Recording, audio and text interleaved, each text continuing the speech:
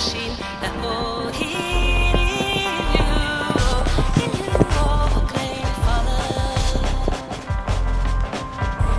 Chiazzori amargo duro,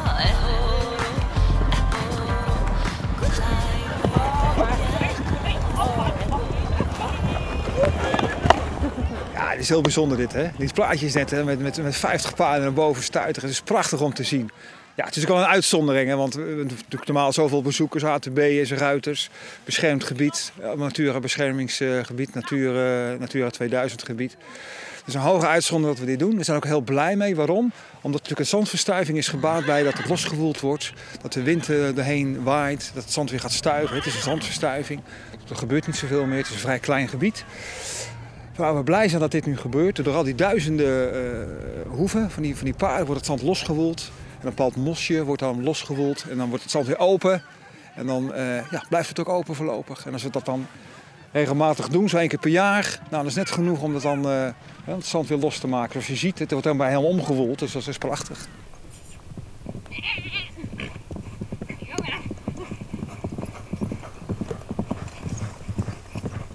Het is echt superleuk, omdat je van de paden af kan en echt door de heide, door de open zandvlaktes. Dat is echt heel gaaf. Ja, dat is echt leuk.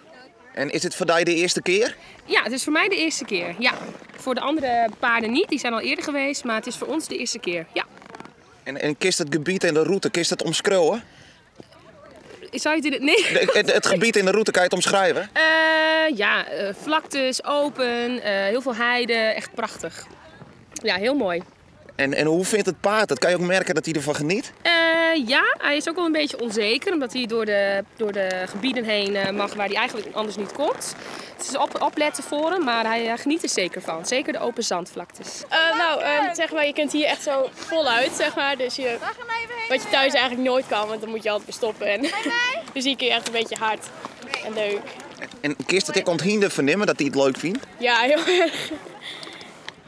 Hoe populair is dit gebeuren? Ja, het is waanzinnig populair. We hebben nu dit jaar 600 meldingen. We konden nog even doorgaan. We hebben echt het afgesloten, anders werd het te veel organisatorisch. Er kunnen wel meer paarden in het gebied lopen. Maar op een gegeven moment zit je natuurlijk met je organisatie, met je start en je finish. En moet je allemaal kunnen behappen. Dus we hebben echt gestopt bij 600.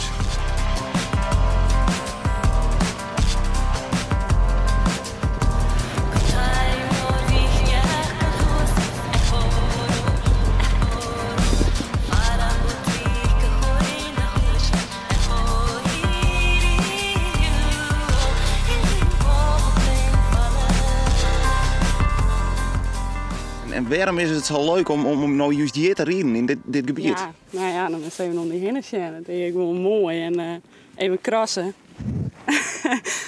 En het is gewoon skiën me in hier en het is gewoon prachtig. En Heem, je maakt al even flink uitleven, kind? Ja, zeker. Ja. We hebben heel even krast. Ja. Ja, daarvoor komen we hier eigenlijk. Hè? En is het in het begin, is het voor het hinder ek wennen? Verneemt dat ik? Ja, het is wel even spannend, maar nou ja, ze hebben opvoeding gewoon, hè? Dus dat valt wel wat daar. Ze zijn nou zo rustig als wat. Dus. Het is eigenlijk een spel en ze hebben een spel bedacht eigenlijk dat je langs bakens moet lopen met je paard. 10 bakens, er zit een letter in verborgen. Letters moet je bij elkaar verzamelen, 10 letters. En op een gegeven moment moet je daar een woord uit maken. En dat woord is dan uiteindelijk, wordt een prijsvraag wordt eruit gehaald en dan kun je er wat dingetjes winnen. Op die manier wordt het dus eigenlijk een spel.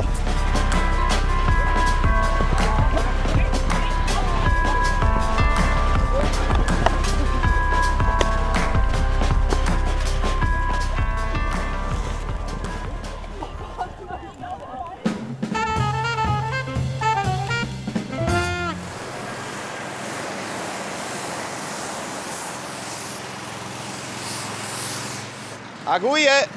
Hallo. Waar ben je aan het doen? Sorry. Wat ben je aan het doen? Wat ik aan het doen ben?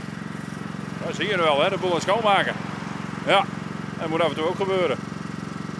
En je ook niet eens alle pompen bij Del? Ja. Ja, voornamelijk in Groningen. Dat ik hier ben is vrij bijzonder. Ja. En waarom ben je hier dan deze keer? Nou ja, het moet 1 keer in de tijd zoveel tijd onderhouden worden, dus nou ja, vandaar dat ik hier nou ben, dus ja. Ja. En er is net een Fries die dit wankt in. Ja, een beetje moeilijke kwestie natuurlijk. Daar kan ik een hele rotopmerking over maken, maar dat doe ik niet. Nee. Het is vast wel een Fries die dit kan, maar eigenlijk hoort dit tankstation bij dit bedrijf. Dus zodoende. Ja. En hoeveel van deze pompen doe je nou op een dag? Nou, hooguit 2 à 3. Dus, nou, we hebben 31, dus dan heb ik de week weer mooi vol. Ja. En is het dan ook een leuk klus om hier even heen te rijden? Even de provincie grens uit? Ja, want het is altijd ook weer leuk om naar huis te gaan. Ja. Dus, En is dit nou ook nog specifiek werk? Waar mag je op letten? nou ja, het is de buitenkant, maar ook de binnenkant. De filters en zo, dat moet ook allemaal schoon zijn. Dus ja, draaiwerken, verlichting hier overal. Dus ja, van alles wat. Ja. En waarom is het zo belangrijk dat die binnenkant ook goed schoon is? Anders dan wil uw auto straks niet meer lopen. Nee, er zitten filters in. Als die filters niet goed vaak genoeg gereinigd worden, zeg maar, dan, ja, dan gaat er eens een keer een auto niet meer oplopen. Jouw verantwoordelijke baan wat dat dan geeft. Ja, ongelooflijk hè? Ja, zie je hem al groeien? Ja. En kun je nou eens even snel laten hoe je dit aanpakken? Ja, op jullie of op dat ding? Nou, wat bij omlacht op het ding met de camera kun je net zo goed doen. Oké.